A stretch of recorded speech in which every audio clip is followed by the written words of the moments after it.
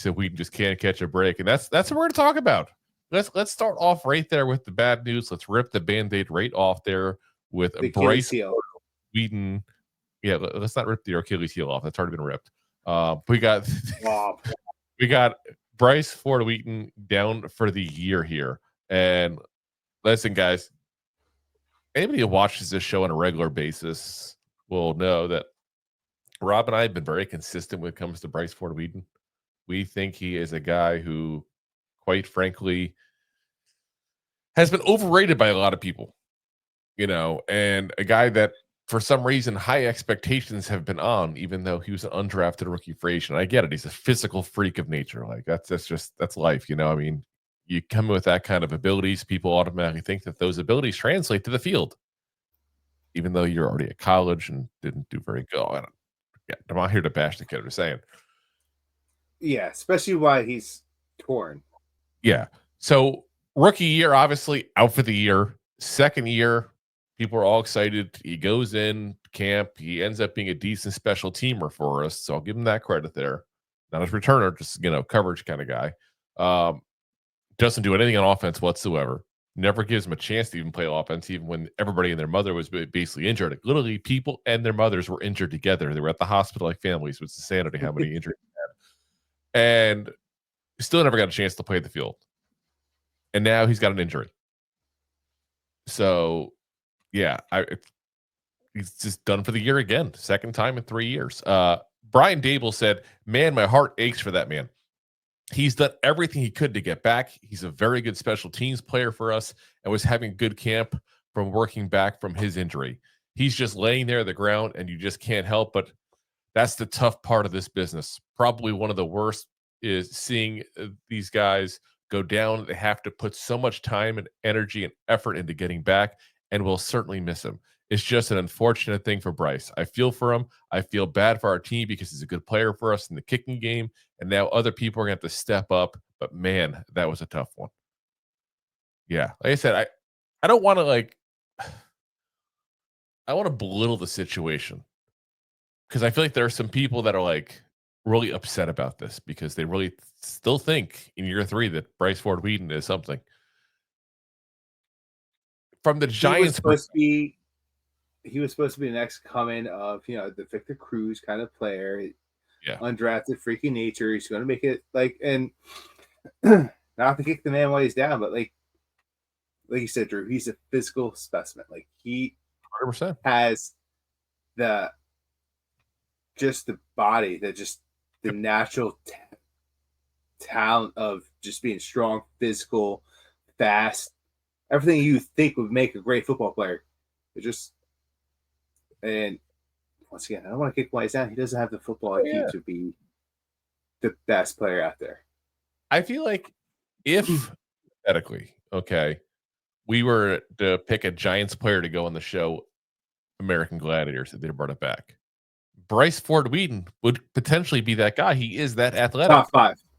But he's just not been a really good football player. Even in college, again, he's overrated in college. But so that's what I'm saying. From a Giants perspective, this is a kick in the teeth mentally, emotionally. It's probably a reminder for some people too as well on the field that, hey, you never know what's going to happen. But I think this is a bigger deal for Bryce Ford-Wheaton than it is for the Giants. Oh, so without a doubt. You're undrafted rookie free agent. You're out for the year early on your rookie year. You can't make it on the field in offense your second year. And then your third year, you're out for the year as well again. For what is a decent injury, too. Like, this is not a minor injury. Your Achilles that's something you got to come back from. And we've seen that now with guys, the quarterbacks having to come back from that recently with, Kirk Cousins and Aaron Rodgers. For some reason, that's been a quarterback thing lately. But, yeah, I feel bad for the kid. I do. I really do. Like, we make some jokes about it and try to be honest about the fact that he's not a great player, but I feel for him. I really do. The glimmer of hope he has is he'll come back to this and possibly have career as a third string in this league, which has its place. I'm not trying to knock it. It's way better. It's way better than where I went with football talent. Yeah. So I'm not knocking it. And you can make a good career where you can set yourself up for, for pretty much for life. Like, is he going to, he's probably going to have to work, but he's not, he's going to be financially set up. Once you actually play for over 3 years, you actually, and I'm going to get into the business weeds here, a little bit of football players. Yeah. Once you get into being 3 years as a football player, that's when you're eligible to receive a pension. Now, the thing is, though, that being in for so many years, there's a certain number of games you're supposed to play. I'm not sure what the injury, clause is as far as that, because the rule is supposed to be you're supposed to play in at least 3 games for it to count as a year of service in the NFL. And past 3, you get $1,000 per month once you hit 55 that you played in the league. Up to, I think 12 was the maximum. I guess I just know way too many weird things in the NFL. But so if it is it for him, I'm hoping that there's like an injury clause in that for him, because at least then he gets some money as a pension out of this whole thing, along with some good stories for kids and grandkids and all. Yeah. All I'm saying, hopefully for his sake too, it's like the Achilles heel thing was something that would end a career 20 years ago. Yeah. 15 years ago. Like, that's it. That you're done. But modern science has allowed you to come back from it. It's an fairly well. We're both saying this because it's Greek culture getting into us here. Achilles tendon rupture, not necessarily his heel itself specifically. Before somebody medically is like, oh, they're saying the heel, it's the tendon. Like, somebody's going to correct us on that. So I'm just going to real quick say it is a tendon rupture technically, but it's in the heel area. That hence why they call it the Achilles, because Achilles heel, Greek mythology, Homer, Odyssey, Okay, anyway, sorry, go ahead. Yeah. He could come back possibly next year, maybe not as a Giant, somewhere else. Yeah. And play as, a residual backup special teamer somewhere and make himself a little career. Make some money. I hope he does. Like I said, I got no. And he's young enough. He's young enough and a freaking nature. Yeah, I mean, he's still under 30, which is when some people are coming into the draft the last couple of years. So you never know. Yeah, that COVID draft. Gosh, gotta be over by now. But again, wish him all the best. I hope I'm not being too pessimistic and thinking this could be it for him, but it's reality that it could be. Because when you're an undrafted rookie free agent and you played 3 years so far and you can't get on the field on offense and you've been injured for 2 of those 3 years, there's not necessarily the biggest market for you. But like I said, by all accounts, he's been a good kid in the locker room. He's been, a hard worker. He did all he had to do last year on the special teams without complaining about not getting an offensive attempt. I would have complained if I was him.